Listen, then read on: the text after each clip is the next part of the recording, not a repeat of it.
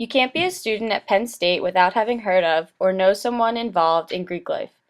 25% of Penn State students are part of sororities or fraternities, which means that 25% of Penn State students are at risk of being hazed. Hazing began at Harvard University in the 1800s when upperclassmen wanted to put freshmen in their place by making them run errands and do chores and obey their orders. Hazing increased due to the establishment of larger universities and increased presence of athletics. After World War II, there was an influx of Greek life due to men returning from war and continuing their education. With this influx also came the influx of fraternity hazing. However, in the 1950s, the dangerous practice of hazing became illegal, but that didn't stop it from happening. Greek life in the 60s and 70s faced adversity due to strong anti-establishment movements, which doubled as anti-fraternity movements. But those movements faded in the 80s, and once again, going Greek became popular and proved its resilience and intention to stay. It is important to note that with the 80s also came the raising of the legal drinking age. So not only was hazing illegal, but so was drinking for a majority of Greek members. This strong sense of unity initiated an era of some of the most intense hazing to date.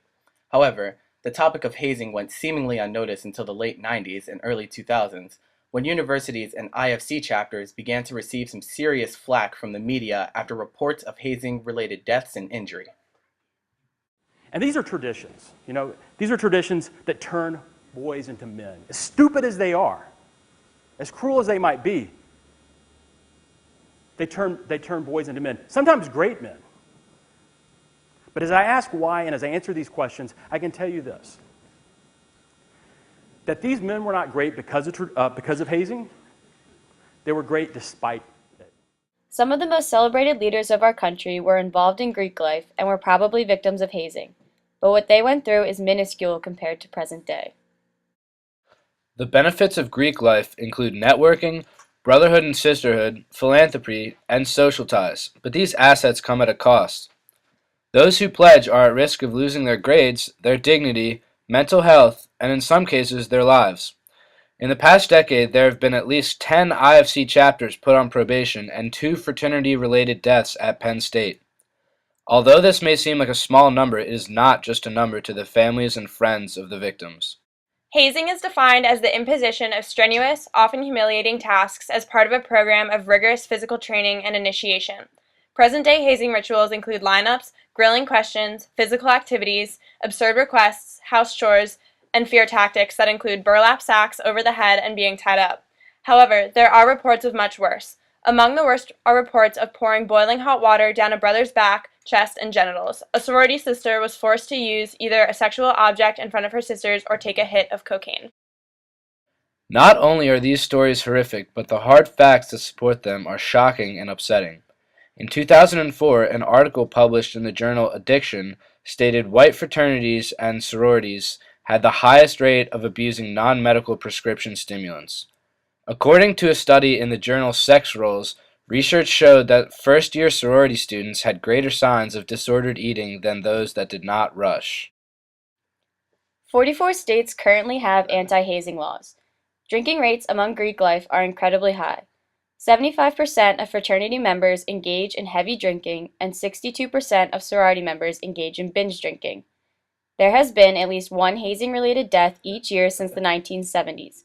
At Penn State, there have been at least 3 deaths in the past decade. Much of hazing is based off humiliation in attempts to give the pledges something to bond over. Pledges are forced to sacrifice their morals and dignity in order to become part of the group. Since Greek life is so prominent at Penn State, there is no doubt that hazing exists. Penn State has had its fair share of headlines concerning dangerous hazing and convictions of students who have initiated hazing. However, in the past decade, university officials have begun to crack down.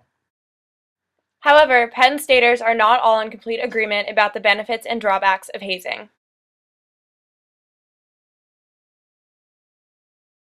I believe that hazing is something that you can't really get rid of. So because it's always going to be part of Greek life and also other things, other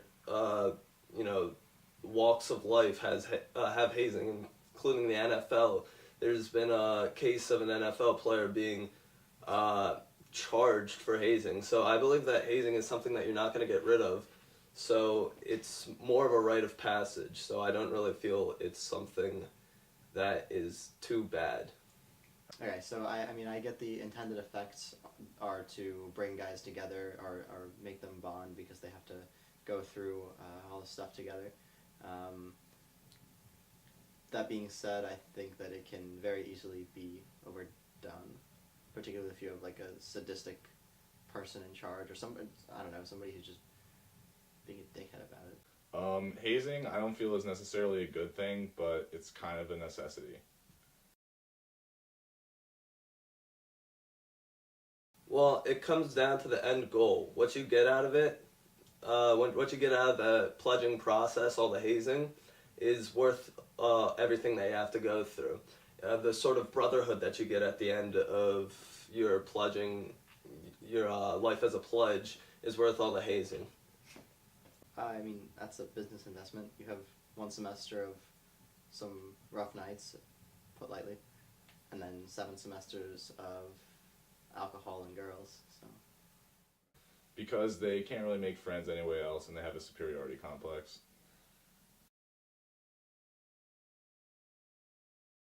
I have to say it has positively affected Penn State Greek life because in these pledge classes, there's a group of peers who are all the same age, who are all going through the same difficult times at the same time. So I believe this creates a bond that cannot be broken in between, peers in certain pledge classes. I wouldn't really say it's positive or negative, but I feel like it's something that almost in a way has to be done in order to keep the Greek life at Penn State exclusive.